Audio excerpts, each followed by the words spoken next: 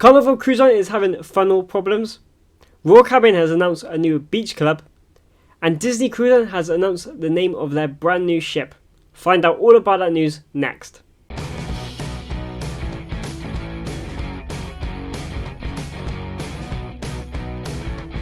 Hi guys, it's Shipface here and this is this week's cruise news. Just before I get into the news, 95% of you guys that watch my videos are not subscribed to the channel. If you could go down and press that subscribe button, it'd be very much appreciated and it really does help me out.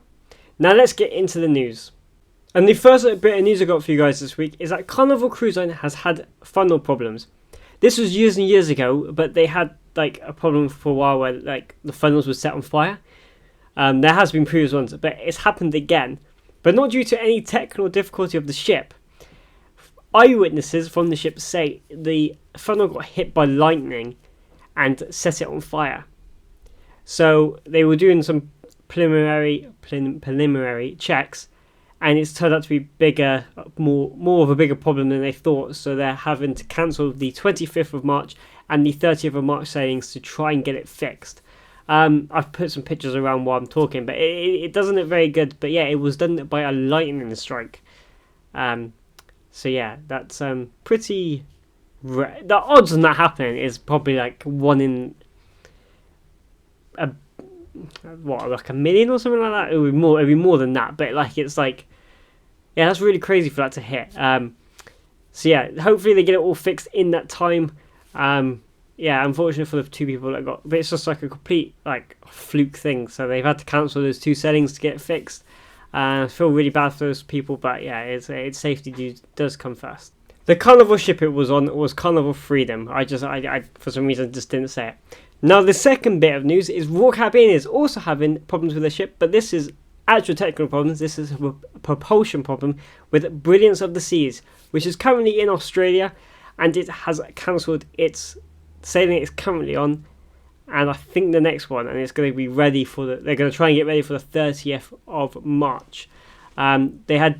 They were doing the cruise, they saw some propulsion problems and returned back to Sydney to get everyone off.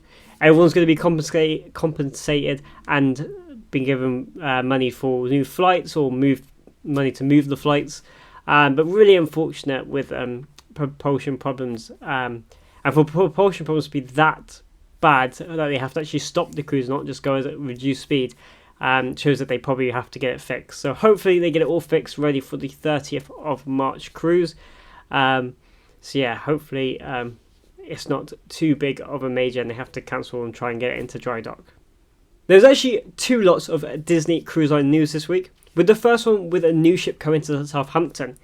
Disney Fantasy is coming to Southampton in 2025, and it is the first time it's coming to Southampton. It is starting on the 31st of July, going through all the way through August and mid-September, doing 3, 4, 5, 6, 7 and 8 night cruises, going to all different places. They're doing like British Isles, Norway, and they're doing short ones like Zeebrugge, Cherbourg. Prices for the 3 nights start at £1,800, and for the 7, 8 nights you're talking £3,500. That is for 2 people sharing a room, with everything else that is included with that one. But it's nice to see that Disney Cruise Line is bringing a newer ship to Southampton. But yeah, it's still quite pricey for Disney, but it's not far off Royal Caribbean's prices. So with Independence Day, yeah. So definitely, if you've got a family, definitely maybe look at what the Disney Cruise Line prices are before booking anything else. If you are looking to book on Independence, because it is slightly more expensive, but not extremely more expensive.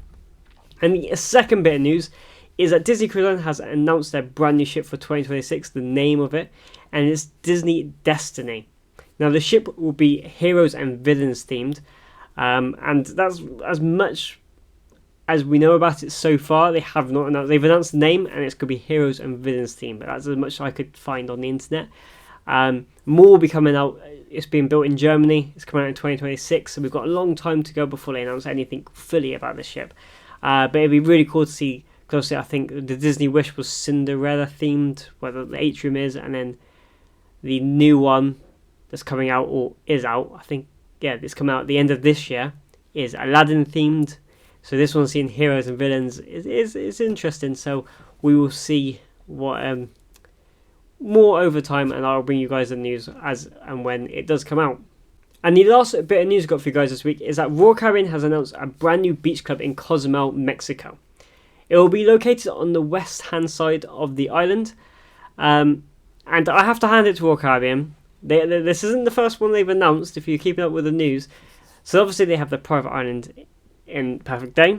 You have Labadee. Yes, they're not using it. They have cancelled a few more sailings, but they haven't cancelled that many, so I'm using it as a big news. So they have Labadee whenever it's safe to go there. They're building the beach paradise in Nassau, and now they're building a beach club in Cozumel. They, as a business sense, Royal Caribbean are hitting new strides at the moment. I do have to. With Icon of the Seas, I know people may not like the bigger ships. With Icon of the Seas, with the price that they're charging and it's selling, because they wouldn't be keeping it at that price if it wasn't selling. And now, no matter where you go, because Icon of the Seas go there, it doesn't go to Nassau, but it goes to Cozumel, I think. I think I am going to Cozumel. Maybe. You will always be in Royal Caribbean's bubble. If you go to Perfect Day, Labadee, this paradise in Nassau, and the beach club in Cozumel, no matter if you're doing that, you're getting off and you're going to the island, but the money stays within Royal Caribbean. Business-wise, I wouldn't be surprised if we keep seeing more of these announced. So obviously, the Paradise open 25. Cozumel is planning to be open for 26. I wouldn't be surprised if there's a few more in the works going around, especially around the Caribbean. I don't see where they can do it in Europe. Maybe. They might probably look into it. They were going to do one in the South Pacific before COVID, so I wouldn't be surprised if that comes back at some point, especially with Oasis 7 coming out. With my prediction, it's going to go to Australia, so Singapore. So it'd be really interesting to see over the next couple of years to see how this kind of develops, because it's a very smart. Basically, you're not leaving Royal Caribbean's bubble. They put you there no matter what, the drinks, the food you're buying, it all is still with Royal Caribbean. I know some of it will go to the island, but yeah, it's very smart business. So let's get into what's actually there at the beach club. It will charge different per sailing as like the as it would in Nassau, and all the water parks and zip lines in Labadee and Perfect Day. So I've got a list here of the features that they are going to be adding. They have a swim up bar, which seems to be Royal Caribbean's thing at the moment. Pools for families and all guests to enjoy. Cabanas to rent. They're ridiculously priced cabanas. Snorkeling, kayaking.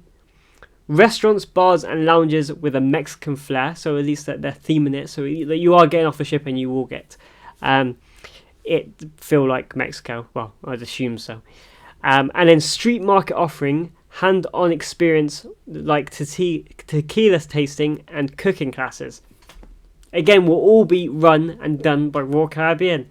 It's really smart. As like a business person, I'm not a business person, but looking in as a business, it is really good that Royal Caribbean are doing this, and also it does. Only thing I can think of as a passenger myself. I will probably, if I go here again in 2026, I would probably go here because, especially if you go to a normal beach, you have to worry about leaving your bag, your phone, and all that there. But if you're on Royal Caribbean's private island, everybody's going to the ship, so you can just leave your bag. Don't have it scattered everywhere, but I'm just mean I was in a beach in Barcelona, and me and my girlfriend was going in the ocean, but I was always worried about my bag just being sat on the side because there was people walking around. I'm not saying everybody's bad, but just it could easily someone just swipe it and it's gone, and there's no way I'm catching. I am quite fast, but by the time you get out of the water, it's going to be gone into it. So I do like it because you are in a safe sort of bubble, if you know what I'm saying. I'm not saying anything bad's ever going to happen in it, but you do feel a bit more. It's with Royal Caribbean, it's just people from the ship, so it's a bit more of a relaxed atmosphere. If you get what I'm trying to say, I don't know if I'm explaining it correctly, but that's the only reason why I think it's also a good idea, and that I would do it personally, to pay that extra. Because think about it, you're going to pay for a beach transfer anyway, so what's the harm of just paying it with Royal Caribbean, and then it'll probably be slightly more expensive, but you get that security of it being a bit more safer. So I really like the idea, and I see that they're going to announce a few more over the next couple of years. that is all the news I got for you guys this week. Thank you so much for watching. It's very much appreciated. If you like what you see, please press the like button and subscribe to the channel. It'd be very much appreciated, and it really does help me out. I'm also on Instagram, TikTok and Twitter. Links in the description below to go and follow me on those platforms. Thank you to my members at Cruising for One and my dad. It is very much appreciated, and it really does help me out. If you want to find out all about the Shipface crew, links in the description below. Definitely go and check that out. Thank you so much for watching. It's Shipface here, and I'll see you guys in the next video.